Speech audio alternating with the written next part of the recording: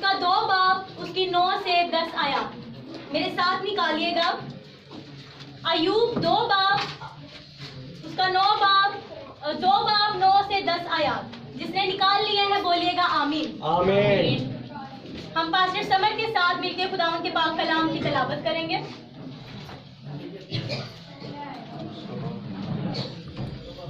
9 और 10 आयात। हालेलुया। बेटा आ गई है।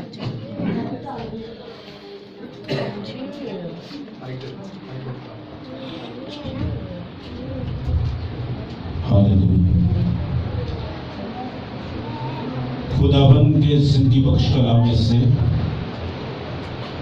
अहद अतीक में से अय्यूब की किताब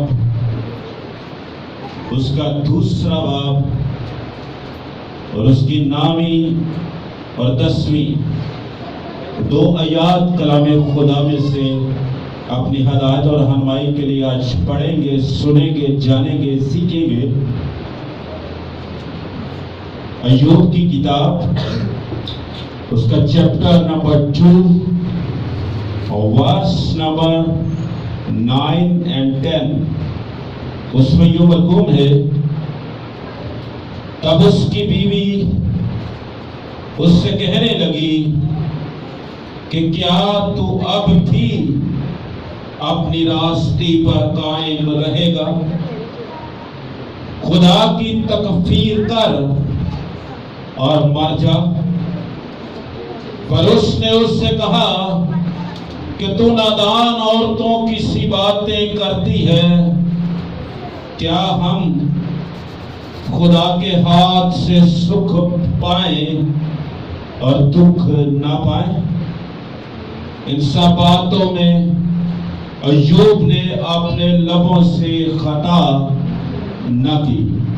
कलामे खुदा का पढ़ा और सुना जाना हम सबों के लिए बाइस से बरकत हो। मेहरबानी से जितने बेटे बाहर खड़े हैं उनसे रिक्वेस्ट है कि वो अंदर आ जाए। सब अब बैठ जाए। आज का हमारा टॉपिक है नाउमीदी में उम्मीद। क्या टॉपिक है? नाउमीदी में उम्मीद। अय्यूब जो खुदा का बंदा है और खुदा से बेहद मोहब्बत करता है और खुदा जो है अपने बंदे पर फख्र करता है। आज अगर हम अपनी जिंदगियों में देखें तो अगर किसी प्राइम मिनिस्टर को या अगर आप देख लें किसी भी हमारे जो लोग हैं जो सियासत में हैं उनको हमारा नाम पता हो तो हम बड़े फख्र से बताते हैं कि फलां सियासत में जो एमएनए है एमपी है ना वो मेरा नाम जानता है। लेकिन हमारा खुदा जो बादशाहों का बादशाह है वो अपने बंदा के बारे में फख्र करता है और शैतान से कहता है तूने मेरे बंदा अय्यूब की जिंदगी पे नजर डाली है। तो कितना खुशकिस्मत है वो इंसान जिसके बारे में खुदा खुद कहता है कि तू मेरे बंदा के अय्यूब की जिंदगी पर नजर डाल। और बंदा भी आगे से कैसा जो सब कुछ लुट जाने पे उसके माल मुएशी मर गए। कौन कौन जो है वो अय्यूब की स्टोरी से वाकिफ है? हालेलुया। उसका सारा कुछ लुट गया, उसका माल मुएशी, उसके बच्चे, उसका खानदान, सब कुछ जो है वो छीन गया उससे। शैतान ने उसे छीन दिया और खुदा ने अपने बंदा के बारे में कहा कि सिर्फ उसकी जान मत लेना, बाकी तो उससे सारा कुछ उसका छीन ले तो भी वो क्या करेगा? वो मेरे नाम से इनकार नहीं करेगा। यहाँ तक कि उसकी बीवी भी उसे क्या बोलती है कि तू अपने खुदा के बारे में क्या कर? तकफीर कर, अपने खुदा के नाम से मुकर जा, उसे बुरा भला कह और क्या कर? मर जा, क्योंकि ऐसी जिंदगी से मरना बेहतर है। आज हमारी जिंदगी में मेरे अजीजों जरा कुछ लम्हों के लिए अपनी आंखें बंद कीजिए और उन बातों के बारे में सोचिए जो आपकी जिंदगी में मुश्किलात का बाइस है। आज आपकी जो भी मुश्किल है उसे अपने दिल में सोचिए और मैं ये आपको उम्मीद देती हूँ कि आज खुदा के नाम से आपकी वो मुश्किल जाती रहेगी। आए उस मुश्किल के बारे में जरा चंद लम्हों के लिए अपने जहनों में सोच लीजिए। आपकी जो भी मुश्किल है अपने दिल में अपने खुदा के सामने रख दीजिए।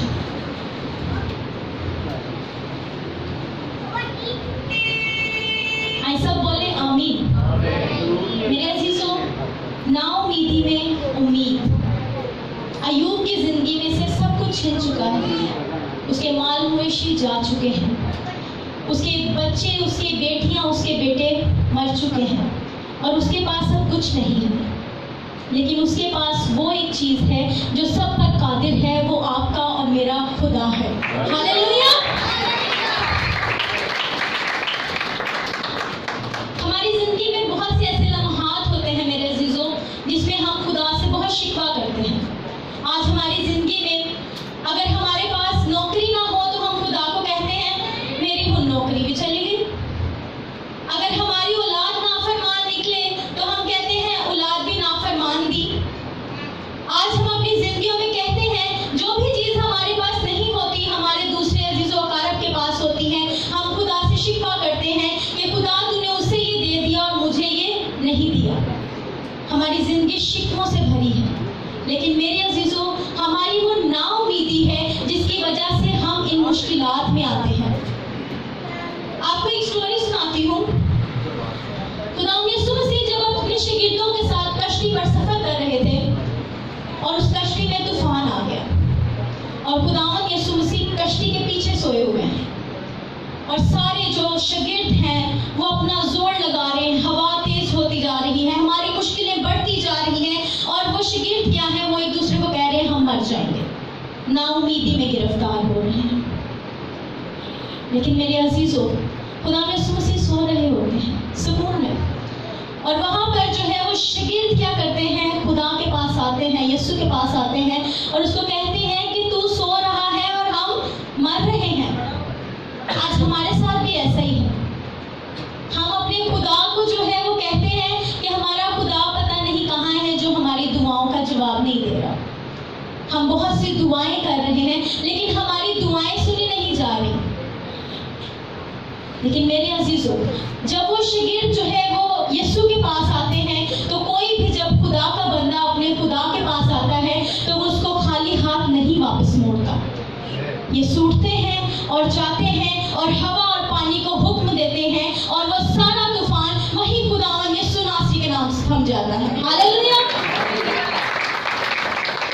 आज हमारी मुश्किलात भी ऐसी हैं, हम भी इसी नाउमीदी में हैं और हमारी जिंदगियों के तूफान बढ़ते जा रहे हैं। कोरोना वायरस ने बहुत सा जो है वो नुकसान किया, बहुत से लोगों की जो है वो जिंदगियां चली गई, बहुत से लोगों की नौकरियां चली गई, बहुत से खानदान जो है वो अपनी रोजी कमाने से चले गए। लेकिन मेरे अजीजों जिन लोगों की नज़र उसके खुदा पर थी उनके घर से ना आटा खत्म हुआ ना तेल खत्म हुआ, बल्कि वो वैसे ही हंसी खुशी अपने खुदा की इबादत करते हैं। खुदा यीशु मसीह कहते हैं तुम अपनी सारी फिक्र मुझ पे डाल दो क्योंकि मुझे तुम्हारी फिक्र है। ये है हमारे लिए उम्मीद की आयत कि अपनी सारी फिक्र मुझ पे डाल दो क्योंकि मुझे तुम्हारी फिक्र है। एक औरत जिसका हस्बैंड शराबी था, वो उसे रोज मारता और रोज मारने के बाद जो है वो रोती और अपने खुदावंद की हजूरी में झुक जाती। वो नाउमीदी में थी कि पता नहीं ये बदलेगा या नहीं बदलेगा, लेकिन एक दिन उसने जो है वो खुदावंद की पाक कलाम में से सीखा कि तुम अपनी सारी फिक्र मुझ पे डाल दो क्योंकि मुझे तुम्हारी फिक्र है। ईमान रखा कि ये जो मुश्किलात मेरी जिंदगी में है, अगर मेरा शौहर शराबी है और अगर मेरा शौहर नशा करता है और मैं ये जिंदगी जी रही हूँ, तो मेरे खुदा ने कहा है कि मैं तुझे वो उम्मीद दूंगा जो हमेशा की उम्मीद है, जो हमेशा की जिंदगी है। तो मेरे अजीजों उसने अपना खुदावंद के हुजूर में झुक गई, अपनी चटाई बिछाई, अपने सर को अपने खुदावंद की हजूरी में रख दिया और जब भी उसका शौहर उसे मारता तो वो क्या करती, वो दुआ करती, रोजाना दुआ करती। उसका शौहर बाहर से शराब पी के आता, उसको गालियां गलौज नहीं करती बल्कि क्या करती, उसकी खिदमत करती, उसके लिए रोजाना खाना बना कर रखती। और जब उसका शौहर आता तो उसको मारता, लेकिन वो उसको कहती कि पहले खाना खा लो बाद में सो जा। और अपने खुदावंद की हजूरी में उसी उम्मीद से दुआ करती रही कि मेरे खुदा ने कहा है कि मैं हर चीज़ बदलने की ताकत रखता हूँ और मैं इसको भी बदलूंगा। और मेरे अजीजों वो दिन उसकी जिंदगी में आया कि उसके शौहर ने आकर उससे माफ़ी मांगी और उसे कहा कि तू मेरे लिए एक अच्छी बीवी साबित हुई और मैं आज अपने हर गुनाह से तौबा करता हूँ और मैं भी तेरे खुदा को मानता हूँ जिसके हजूर में तू दुआ करती है। हालेलुया।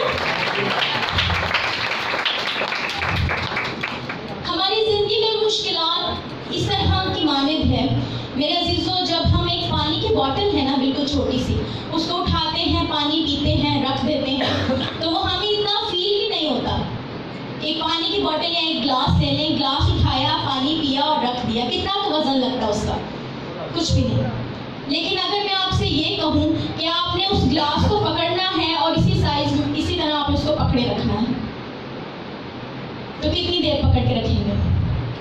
आखिरकार आपकी जो बाजू है वो थक जाएगी और वो दर्द होना शुरू हो जाएगी। और अगर मैं कहूँ कि आप इसको 3 दिन के लिए पकड़े रखें, 4 दिन के लिए पकड़े रखें, तो नतीजा ये निकलेगा कि आप फालिज का शिकार हो जाएंगे। हमारी ज़िंदगी में हमारी मुश्किलात भी ऐसी हैं।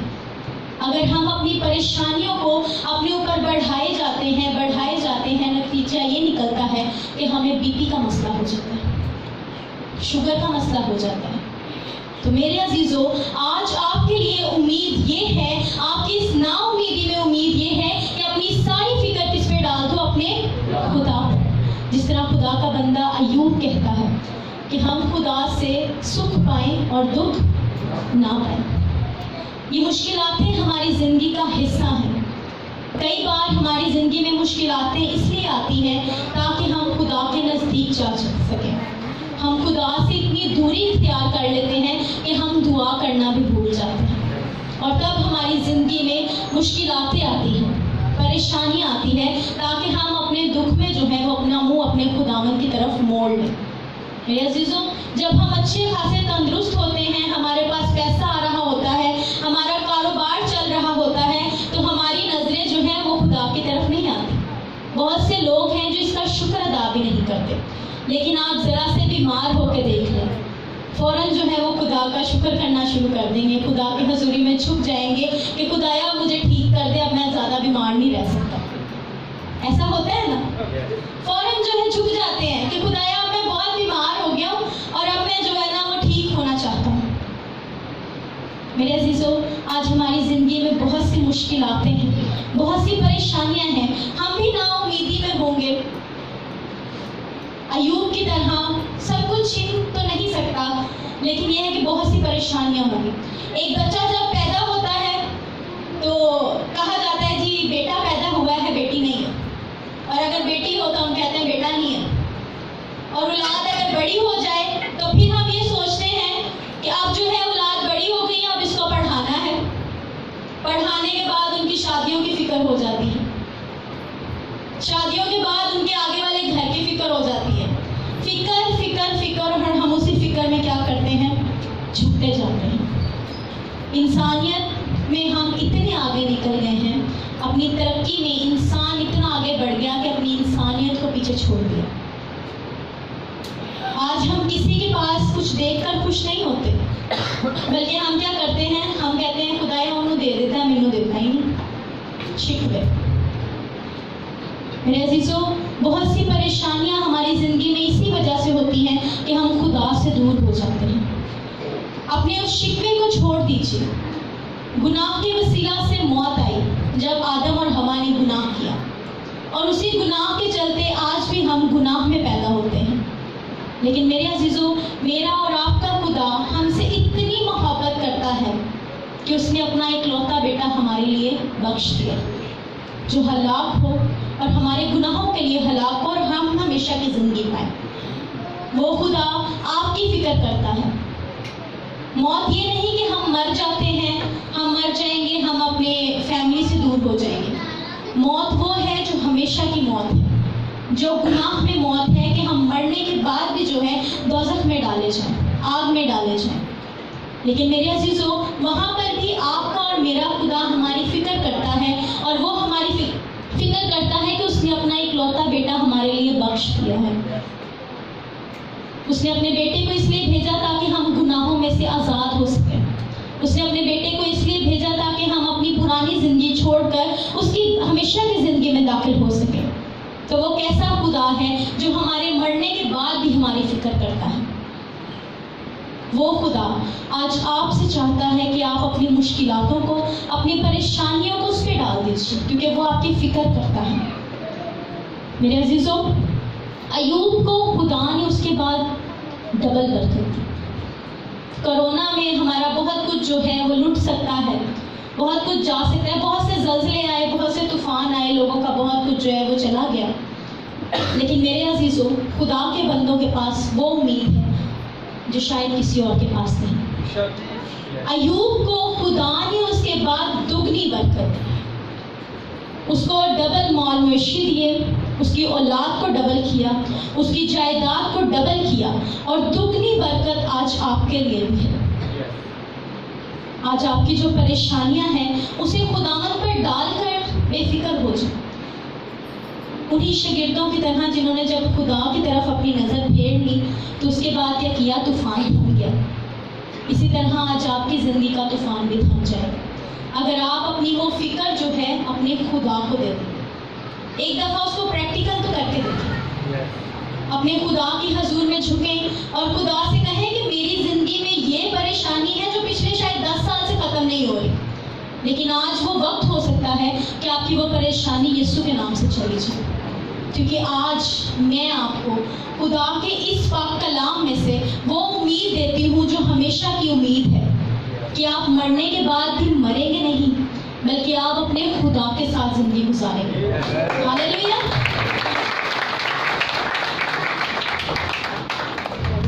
तुम हलाक ना होगे बल्कि हमेशा की जिंदगी पाओगे। और जब एक इंसान को हमेशा की जिंदगी मिल जाए तो उसे इस जिंदगी की जरूरत पड़ती है। हमारी जितनी भी मुश्किलातें हैं, बहुत सी मुश्किलातें होंगी, हम ना उम्मीद हो जाते हैं।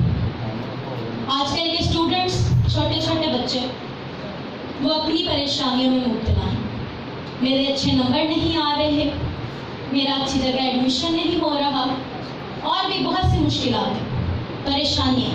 लेकिन आज उनके लिए भी ये उम्मीद है कि आपका खुदा आपके लिए अच्छे प्लान्स रखता है। अगर आपकी ज़िंदगी में कुछ नहीं होता तो उसमें खुदा की बेहतरी होती है, क्योंकि खुदा आपके लिए अच्छी सोच रख रहा होता है। मेरे अजीजों, आज आपकी वो परेशानी जो आपके घर में कोई बीमार हो सकता है, कोई परेशान हो सकता है, आपकी औलाद नाफरमान हो सकती है, आपका शौहर गुनाहगार हो सकता है, लेकिन खुदा में ये उम्मीद है कि आज आपका शौहर भी उस बंधनों से आज़ाद होगा, आज आपकी औलाद भी फरमाबरदारी की तरफ जाएगी और आज आपकी ज़िंदगी में से हर तरह की बदकारियाँ, लाचारियाँ भी खुदावंद यीशु के नाम से जाती रहेंगी। हालेलुया।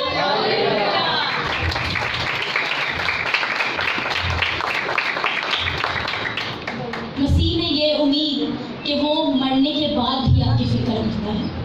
उसके प्यार को समझें, उसकी फरमाबरदारी में आए। और आज हमारे रुख जो हैं वो किसी की भी तरफ है। आज हमारे रुख जो हैं, कई लोग जो हैं वो बाबों के पास जाते हैं, कब्रों के पास जाते हैं, उनके सामने जाके दुआएं करते हैं। लेकिन मेरे अजीजों, जो खुद ही मर चुका है वो आपको क्या देगा? लेकिन मेरा और आपका खुदा जो है वो जिंदों का खुदा है, वो आज भी जिंदा है। और आज आपके लिए, अपने लिए वो उम्मीद जो है, वो एक डोर जो है जो आपको आपके खुदा से जोड़ती है, उसको अपने साथ लेके जाइएगा और आज जो है प्रैक्टिकल कीजिएगा और खुदा से कहिएगा कि खुदावंद, मेरी ये मुश्किलातें जो है पिछले 10 साल से नहीं जा रही हैं, पिछले 20 साल से नहीं जा रही हैं, मेरी बीमारी ठीक नहीं हो रही है, मेरी हड्डियां कमजोर होती जा रही हैं और मेरी औलाद जो है खुदा बाप मेरी बात नहीं मानती। तो मेरे अजीजों, उम्मीद आपके लिए ये है कि खुदा सब कुछ करने की ताकत रखता है। वो आपकी औलाद को भी ठीक कर देगा और आपकी जिंदगी में से हर तरह की बीमारियां भी जाती रहेंगी, आपकी हड्डियों में से कमजोरियां भी जाती रहेंगी, क्योंकि आपका खुदा मुर्दों को जिंदा करता है। और वो आज आपकी परेशानियां भी जो है वो दूर करेगा। कुछ लम्हों के लिए अपने सर को झुकाइए और खुदा से कहिए कि खुदावंद, मेरी जिंदगी में परेशानियां जो मैंने आज तेरी हजूरी में रख दी हैं, बहुत सी परेशानियां थी जिनसे मैं छुटकारा चाहती हूँ, मैं छुटकारा चाहता हूँ। और आज से पहले मेरे पास वो उम्मीद नहीं थी कि तू मेरी फिक्र करता है, और ये दुख भी तेरी ही तरफ से हो सकते हैं कि तू मेरी आजमाइश करे। लेकिन खुदावंद, इस दुख में छुपी मैं तेरी मोहब्बत को देखती हूँ।